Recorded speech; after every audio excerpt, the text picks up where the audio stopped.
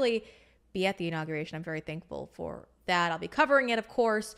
So you're going to want to tune in. And this is the last show before the big inauguration. So we've got a lot going on, folks. Tonight we're bringing in Mark Mitchell, who has a new poll out that really tells us how Americans feel about Disney and how they've gone woke. And we'll also be discussing Greenland and how many Americans actually support the purchase of Greenland. So he's got a lot going on there. Plus, we're bringing a Republican strategist to detail specifics about, well, Michelle Obama, Barack Obama, how they tried their hardest to make sure Melania and Donald Trump didn't have an easy transition the first time around. Apparently, that's now been fixed, and Melania is speaking out about all of that, so we'll be discussing that. Plus, there's so much more going on. You're not going to want to miss out. A ton coming your way, so let's dive in. All right, I know you heard the saying, when you go woke, you go broke. Well, Disney's learned that the hard way over the years. They've lost millions and millions of dollars because Americans are fed up.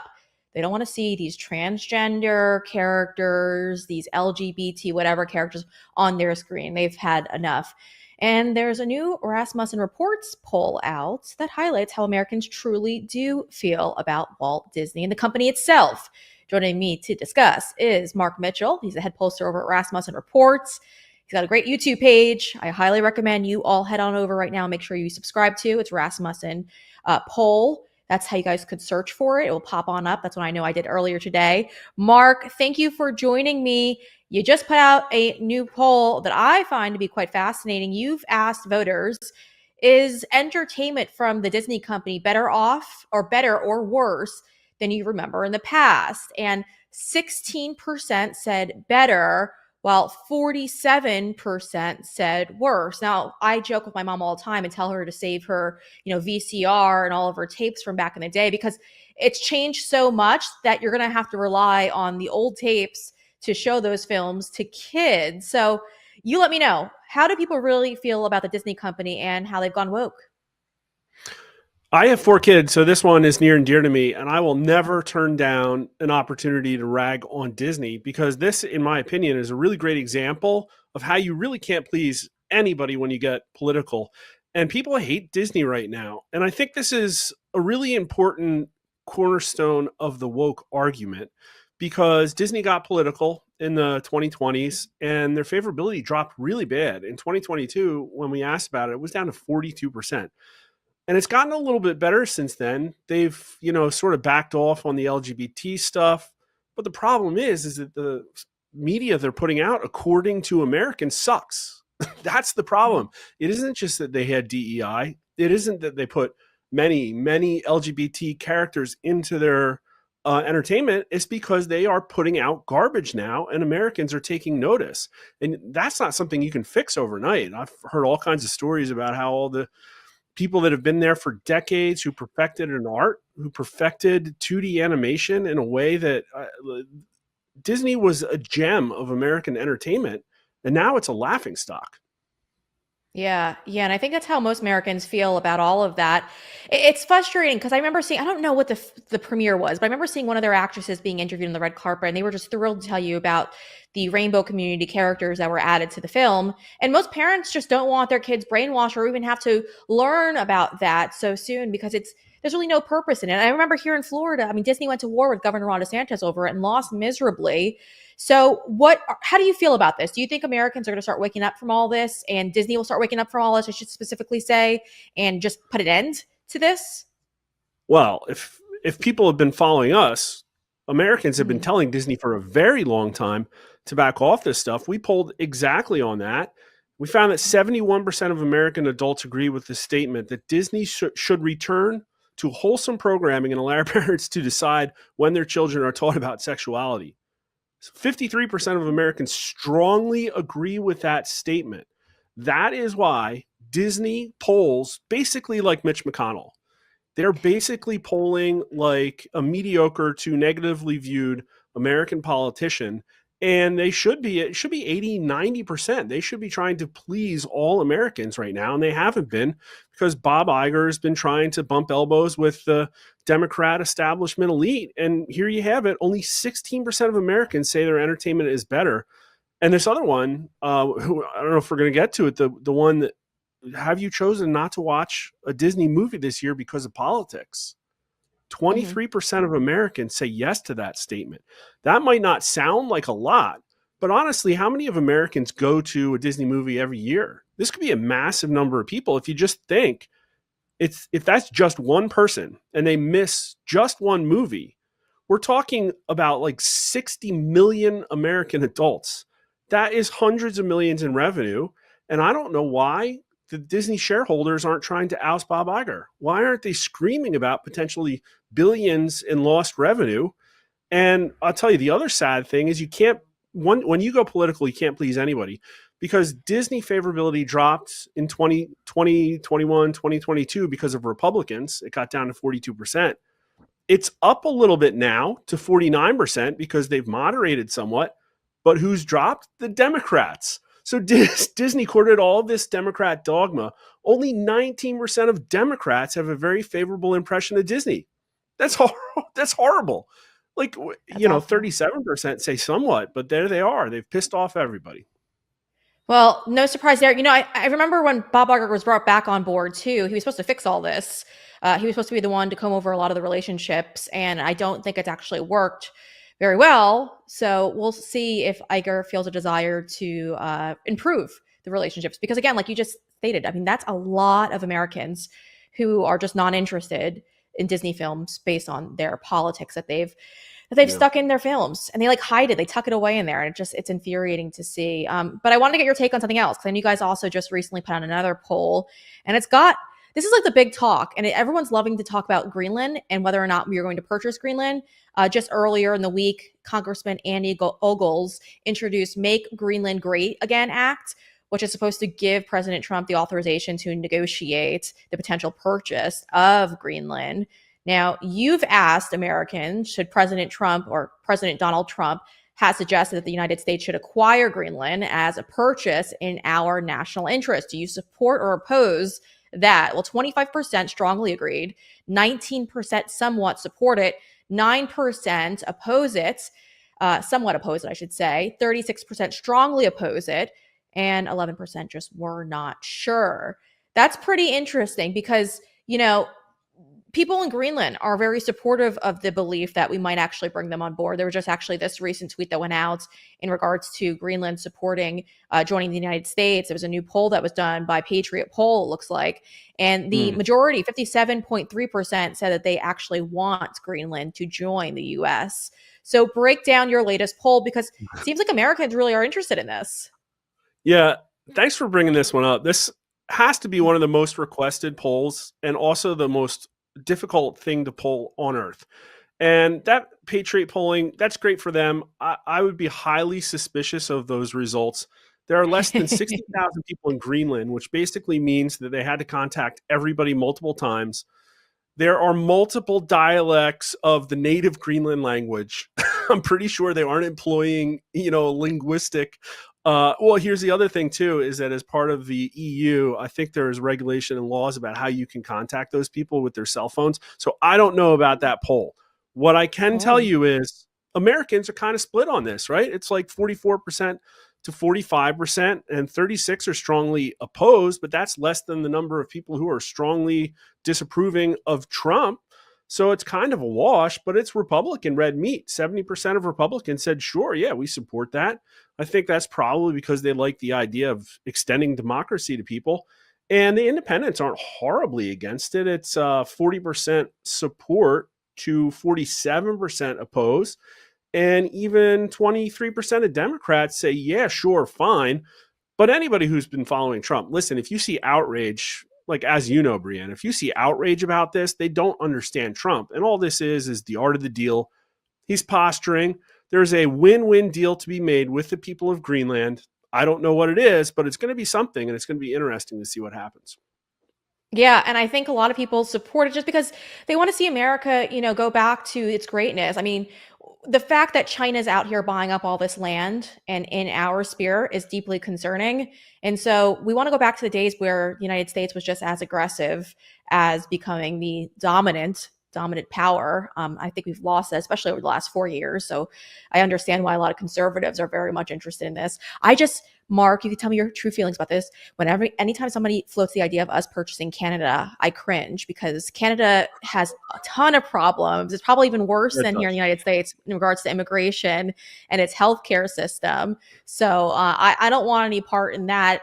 But what's your take on the purchase of Canada? Because I'm dying on the inside, and I hope we don't do that.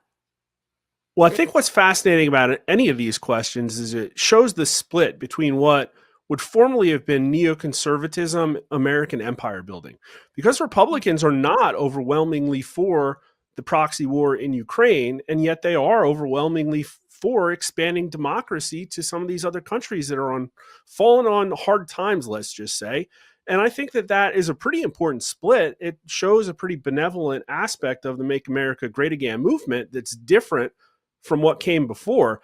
Canada is a big one. We should probably pull on it again. I don't think we specifically asked about Canada, but I can tell you it would probably be an utter mess because right now I'm imagining the huge fight would probably be over whether we bring it in one state or we bring it in multiple states, or if certain of their provinces would want to secede. The folks in Manitoba and Saskatchewan, right? Probably a little bit different than the people in Toronto. And if we took Canada in all at once, I'm pretty sure it would increase the Democrat majority to a pretty insurmountable level. So a lot to think about there. But listen, maybe Pierre Poilievre will pull it together for them with Castro on the way out. But I guess we'll just have to see. Yeah, we'll have to say I'm hopeful that we're just doing this just for a good discussion, a talking point, because gosh, that'd be a nightmare. Mark Mitchell, you've done great work as always. Thank you so much for joining me. And I want to remind our audience, you do even better work over at YouTube. So definitely head on over there and give that a subscription. Hit that little subscribe button. It is very important that you do so. Mark Mitchell, thank you as always. In case you didn't know, this show is available as a podcast as well. So make sure you head on over to Spotify, Apple, Amazon, whatever your favorite podcasting platform is, and give us a follow. We've got a ton of exclusive content coming your way. I'm heading to DC for the inauguration, so don't miss out on any of my coverage. A show like this together isn't easy. It takes a lot of manpower, and we're looking to expand. I gotta say, folks, it's not easy. It takes me about 14 hours a day to put this show together, and I need some assistance because we're about to get a lot of documents coming from our federal government very, very soon. So if you would like to help me out and help this program out, head on over to supportbree.com. That is a platform we've set up to help us keep independent journalism alive.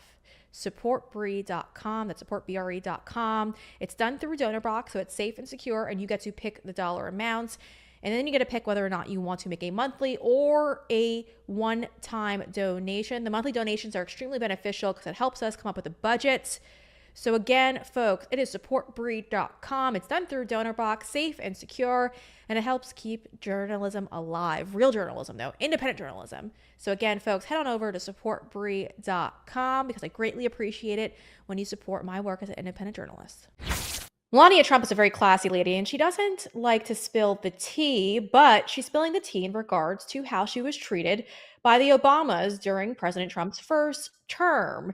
And it is very, very interesting to hear what she's saying. Joining me to discuss is Greta Joins. She's a Republican strategist, and she's been following this very closely. Greta, I got to thank you for joining me. I was very excited to have you on because I saw this interview that Melania Trump just did, and I wanted to get your take because she's talking about how the Obamas handed, the transfer of power, but they weren't very welcoming, and they left her out on a lot of things that were very critical for the transition. So I want to play that soundbite and then get your reaction on the other side. So let's take a listen. First time was challenging. We didn't have much of the information. The information was upheld for us from previous administration. But this time I have everything. I have the plans. I could move in. I already packed. I already selected the furniture that needs to go in. So it's very different transition this time, second time around. Okay, so the Obamas weren't very nice to her the first time around. But do you think Joe Biden is going to be any better at this point? Because I can't see them being any nicer to her.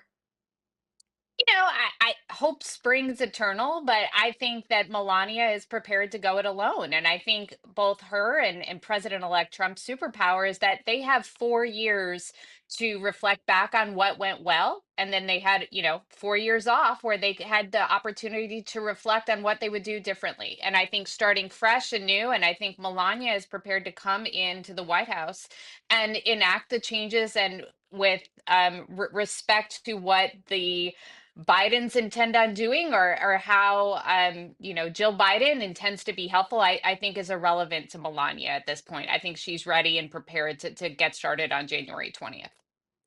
Yeah, and I think it's interesting how things have kind of changed for Melania Trump. We saw her first time around. They weren't very welcoming to her on the left. A lot of the media outlets, the magazines, they wouldn't give her the cover of the magazine. And it seems like things have changed because Amazon just recently inked a deal with her for $40 million. What do you think of that? Because I think that's really telling that Amazon is warming up now and they're willing to pay her what I think she's worth to create a docuseries on her. I think it's going to be really striking. And I think that Melania this time around has found her voice. And I think that will be really helpful in setting the tone, not only for how she wants to be perceived, but I think how she wants her family to be perceived. I think she was very protective in that first 4 years. And it was a very emotional time. I think for her having a young son in the White House, but he's at college now. And I think she feels strongly that this is an opportunity to define her legacy and also her husband's and her children's legacy as well. And I think that she is prepared to come in and do the things that she believes in strongly from day one. And I think that she is no longer afraid to be the woman that she is and to be the force that she can be in the White House. Yeah, yeah, and we'll see. I'm really excited for her this time around too because I think they're Yeah. finally showing her the respect she deserves. I want to get your Yeah. take. Let's switch up to politics a little bit more though, about the meeting that took place yesterday. Sorry, last week I should state, between Barack Obama and President Trump. Now the two there were seen laughing it up and having a good old time. A lot of people were speculating what was going on at Jimmy Carter's funeral, but it's interesting because I don't think I've ever seen Barack Obama laugh at President Trump, a joke probably he's saying, but it seems a little bit more, let's say, welcoming, warmer this time around. Do you think, and this could just be, speculation, but do you think he's a little afraid that President Trump finally knows what's going to happen in regards to holding those accountable lawfare wise who went after him and target his family? And maybe Barack Obama just a little afraid? I'm sure I would be nervous if I was Barack Obama coming into a second Trump term, and especially Mhm. after, he has gone through and defeated every single obstacle thrown in front of him by Democrats. And the fact that he has emerged on the other side of this with this decisive victory, retaining the House, getting the Senate, having a Republican controlled Washington again, and having the benefit of 4 years and understanding not only what he did right, but where he could have done better, that is a huge advantage for President Trump. And I'm sure that Barack Obama is looking at the bruising that his party took on November 5th and realizing that many of the policies and things that he supported are just no longer relevant to today's voter. And the fact that he came out as hard as he did for Kamala Harris and chastised black men for not voting her, his position in American politics is very different than it was last time President Trump got elected. So I'm sure attempting to be friendlier is helpful to President Obama, as well as some members of the Obama team that I'm sure are a little bit nervous coming into January 20th.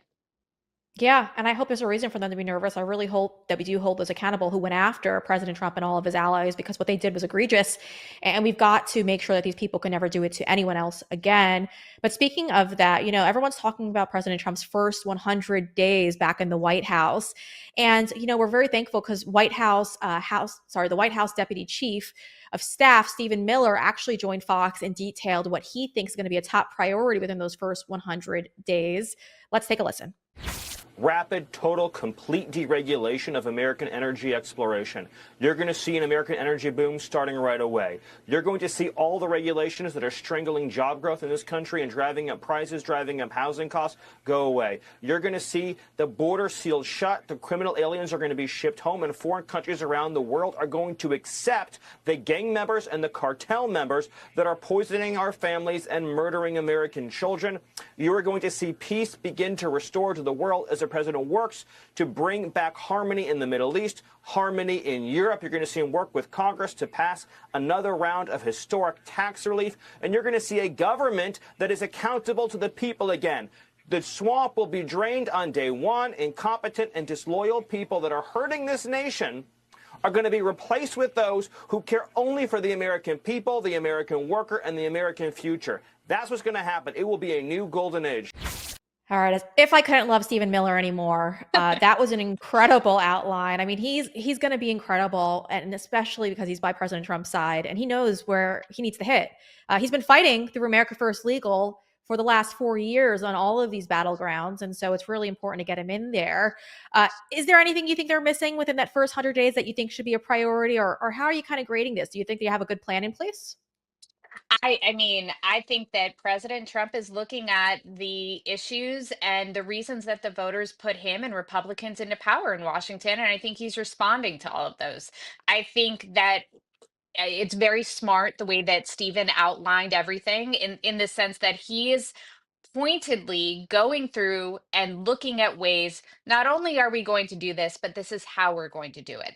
And I think being as smart and thoughtful as they can in enacting policies that they can work on from day one is really the way to go. And I think the team the president has put in place, in particular on immigration, is amazing. I think Pam Bondi coming into the Department of Justice along with Kash Patel, making changes at the FBI and looking at the various egregious ways the Department of Justice was used against President Trump and his allies over the past 4 years by the Biden administration is the way that you need to start. And I think by coming in and taking care of both of those things very early on, you're looking at an opportunity to really set the tone within the administration and to all of the various levels of bureaucracy that under the last Trump administration works aggressively from the inside out to stop his policies. I think really sets a tone that will not be tolerated. And the White House and every single cabinet secretary is on notice that we are going to be enacting these America First policies, and you can either get on board or you can get out. And I like that, because that was actually going to be my next question for you, because a lot of Americans are concerned that politicians who aren't willing, Republicans specifically, who aren't willing to put the president's agenda forward and push that forward are going to stand in the way. People like Senate Leader John Thune are causing a little bit of concern amongst Republicans and conservatives. He recently just did an interview with Meet the Press on mass deportations, and he didn't sound too confident that President Trump could get it done. Let's take a listen. And of course, it's incredibly complicated. You need 24 more times ICE detention capacity just to deport 1 million people in 1 year, not to mention more agents, more judges, more planes for deportation. In 2016, right, you actually said deporting everyone here illegally wasn't realistic. Have you changed your mind about that? Do you think it's realistic? I think you've got... Again, I think you start, and I think this is going to be obviously a process, and it's going to take resources. Obviously, to get people, to leave the country, we're going to have to make sure the administration has the resources they need to enable them to do that. Is it realistic to deport everybody? I mean, there's a lot of people in this country who are here illegally, but I think we have identified already, and I said anybody who has committed a crime in this country clearly ought to be on that list. So we know President Trump has his work cut out for him in regards to these mass deportations because of the Biden regime. I don't think they're really reporting accurate numbers, but they're floating the numbers as probably close to 11 million illegals who have come into this country. Do you think, I mean, they brought on some incredible people like Tom Homan to help out, but do you think that they're going to be able to get this job done? Because people like Barack Obama only were able to deport at least 3 million. So do you think that he's going to be able to get it done in this term? I think what we're going to have to do first and foremost is triage. And I think Senator Thune and others are saying is we're going to have to come in and really focus on the cartels and the gangs and all of these um, illegal immigrants who are here and are here to cause pain and suffering to Americans. That is obviously has to be the first priority.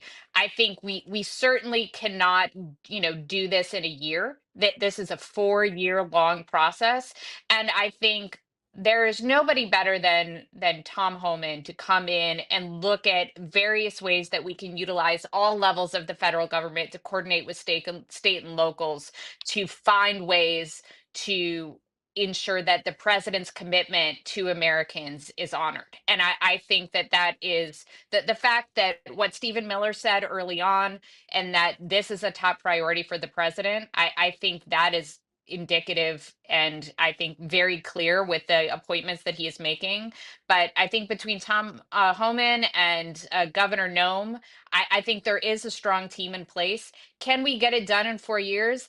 I think, TBD, but I think we're certainly going to get a strong start. And every year we're going to learn better about what we've done and what we need to do going forward. And as long as we continue to provide those resources, which the majority leader will certainly be a part of, is the proof is going to be in exactly how we negotiate and how we get these illegal migrants out of the country. Yeah, and I think it's really important because we're watching as all of these violent activities are taking place, and it's being faulted towards illegal immigrants. And I think that needs to be the top priority. And President Trump has said that is the top priority: get rid of these people, and we should Yeah. be getting rid of these people. So we're very thankful for that. Greta, I want to thank you for your time and joining us and giving us your insight on all of these issues. We greatly appreciate it. So thank you. Sure. Thank you so much for having me. I appreciate it. Why do you continue to fund corporations that do not hold conservative values? You don't have to keep doing that. There are actually companies that have emerged over the last few years that believe in the same things that you and I believe in, and they're not supporting all of those horrific left-wing causes like abortion or DEI training or hiring practices. They support things that you and I support, like the Second Amendment, pro-life causes, and you've got to make these things a priority in your life. I'm going to tell you because I did it. I have made the switch in regards to my phone company. I am now, and I've been actually for over a year now, a proud member of Patriot Mobile, a customer of Patriot Mobile. Now, like I said, they donate to conservative causes like Second Amendment, pro-life, military, so many incredible causes. And the best part is you're not going to lose the quality of your current service. I literally am using the same towers right now on my phone with Patriot Mobile that I was using prior when I was funding another company that doesn't fund the things I believe in. So head on over to patriotmobile.com. Use that promo code BRE, that's BRE, whether you call, whether you do it online, make the switch. It's incredibly inexpensive. And like I said, you're using the same towers that you were using with your current provider. Best part about this is if you do decide to call them, you guys, the best part is you're actually going to talk to somebody who's here in the United States. Okay, this company is based in Texas, which I'm a big fan of. And you're not going to have to deal with like anyone from India calling or answering your calls and giving you really crappy customer service. So again, folks, head on over right now to patriotmobile.com. Take a look around. When you use promo code BRE, they're going to waive the activation fee for you, but you're also going to save a ton of money. I am saving a ton of money. So head on over right now, patriotmobile.com. Take a look around, give them a call, or do it through the website, whatever's easiest for you. And make sure you tell them that Bree sent you. That's BRE. That is the code you're going to want to use to save the most money. Again, folks, patriotmobile.com. Use promo code BRE. I had the honor of speaking with one of my favorite members of Congress. I don't have many, but Mr. Congressman Tim Burchett is probably the only one. Okay, there's a couple of others who I really like. He's one of very, very few who I not only trust to give me a fair shake on everything, but I think he's actually fighting for the American people. And anytime we get to have him on the show, it is a true pleasure. So we had him on earlier this week. In case you missed it, let's take a look back. All right, it's the blame game in California. Governor Gavin Newsom doesn't really want to take any blame for the horrific fires that have consumed Southern California. Him and Bass, the mayor of LA, are going back and forth trying to shift blame. Even the fire chief of their fire department is also trying to point the finger at everyone else. So, what should we make of all of this? Joining me now to discuss is the great congresswoman from the beautiful state of Tennessee. Congressman Tim Burchett joins me now. Congressman, I got to thank you for joining me. You've been honest on X too about this issue because, Gavin Newsom is now out here showing all of these fires, and he's doing his photo ops and his interviews with the mainstream media, but he's refusing to accept blame. President Trump has warned him in the past that this was going to happen, and even the insurance companies knew it was going to happen and pulled out very quickly from the state of California. And now he's sitting here just saying, don't politicize this. This is a disaster, and we did our very best. But did they really do their best? Well, thank you for having me on. And first of all, he's already politicized it. The great governor down there in California, he's using it as a fundraiser.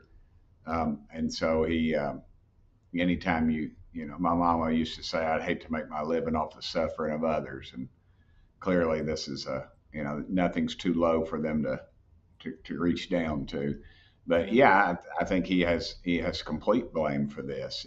They've been warned about this. They did not fill the reservoirs. They did everything they could to just appeal to the environmental wacko left. And this is obviously not a global warming issue. It's a global lunacy issue with the people. And I tweeted on X, I think I had over 500,000 views of a tweet. I said, the people of California need to quit blaming the politicians. They need to blame themselves. They're the ones that elected these people, that put them in power. And I know they're going to say, well, they stole elections, they did this, they did that, but they had to put them in power in the beginning so they could continue the steal. And they'll continue to do that. Hollywood, I hear these people saying, oh, they've changed, they're turning. No, they won't, because they've sold their soul to the devil. If they're successful, mostly in Hollywood, there's a few out there that aren't, but you've got vast numbers that are, and they just keep doing it, and they'll keep electing them, and you'll see more and more people leave there, and the only people that will stay there are the complete haves and the completely have-nots, the ones that just can't get away. Yeah, and it's true. And that's the heartbreaking part in all of this, because although, there's those beautiful houses on the water that we're seeing, there's also average Americans who have lost everything. And many are saying that, hey, listen, we lost our fire insurance just days before this happened. And so they don't have any type of resources. And you turn to the governor, and the governor is just sitting here, and he's saying, oh, the water reservoirs weren't my job, so I have no responsibility in any of this. But he actually tried yesterday. I want to play this clip from Meet the Press yesterday, because he got caught in a lie, and he got fact checked, and then he tried his hardest to flip it all around. Let's take a listen, because it's a great one.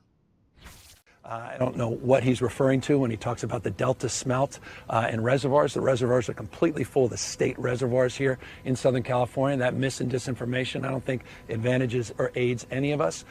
Responding to Donald Trump's insults, we would spend another month. I'm very familiar with them. Every elected official that he disagrees with, very familiar with them. We do know, though, from reporting here locally, that one reservoir that serves the Palisades was not full. And that's exactly what triggered my desire to get the investigation, to understand what was happening with that local reservoir. That was not a state system reservoir, which the president-elect was referring to as it relates to the Delta, and somehow connecting the Delta smelt to this fire, which is inexcusable because it's inaccurate, also incomprehensible to anyone that understands water policy in the state.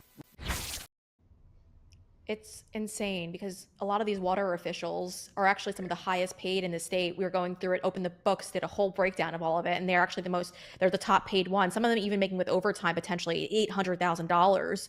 So What do you make of all of this? Because he's caught in a lie, and now he's trying to say, well, I'm calling for investigations because he's looking to shift blame. Well, clearly he's in everybody's sights, and he knows it, and he's double talking right there. It's if the water was there and it was available, they should have been using it and offering it. And the truth is, Trump warned them. He talked about it. He actually cleared up a situation where they could get water, and Gavin Newsom turned them down years ago. And this is what they get. They keep going with these crazy liberal policies. They go to the extremes. Everybody else in the world, They say, oh, we'll save the fish. Let's make some concessions here. Let's set up a special thing, like salmon, for instance. They tore down 3 or 4 dams, and everybody else in the world builds these stair steps for salmon to get upstream. But yet, in California, they tore down the dams. There's no way to hold the water back. It goes right in the Pacific Ocean. It's just complete political double talk. And again, they keep electing these people and they expect something different, and this is what they get. This is what they get. If I was advising people politically in California, I understand they already have a recall petition that was already been filed prior to this. So I suspect if people can find a pencil, if it's not burned up, they'd be glad to sign on to it. But if I was advising somebody politically, I would find somebody a little bit outside of the system, and I would take him on. I would say, this is our alternative. Let's put somebody in place that knows what to do, that's from California. It's not a carpetbagger like this guy is, and put them in place, because this will continue to repeat itself. Yeah. And there's no room for improvement with California Democrats, because they're making it very clear that fixing these issues really isn't a top priority for them. Earlier today, we learned that California Democrats reached an agreement for $50 million to go towards pretty much just fighting Donald Trump and everything that he's going to be pushing forward legally, and even giving half of that to fight those who are being deported by the Trump administration. So they had a special session, pushed that forward to make sure that they could fight the president on anything he's looking to bring forward. But they didn't really do anything for the people who just lost all of their homes.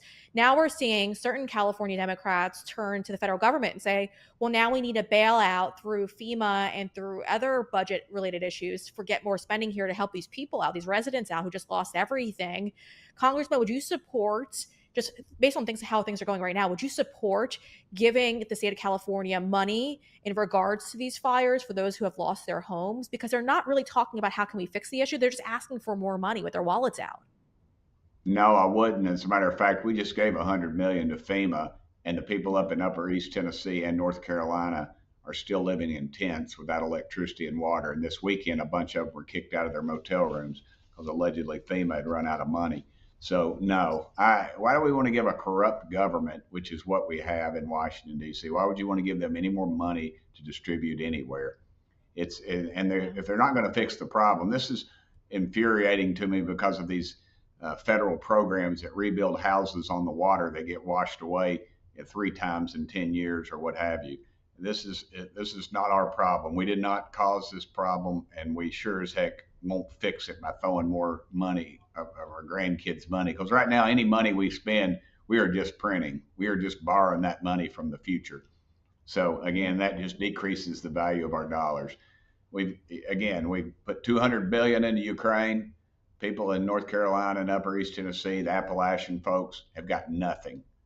They even turned people away for that stupid $700 that the vice president talked about because they didn't have proper identification. Well, guess what? It all got washed away in a dadgum flood. I'm sure the people out there, they're gonna. And when Biden says he's gonna make all them whole, that just turns my stomach. That these, you got poor people or maybe poorer people in my area that well, honestly, they vote pretty conservative. They're not getting anything. And you got these wealthy liberals in California. They're gonna pay for everything when their houses are built on a tinderbox. They didn't allow the proper environmental concerns to be taking place. They don't do controlled burns. They don't remove undergrowth. They did not fill up their reservoirs, and this is what they got.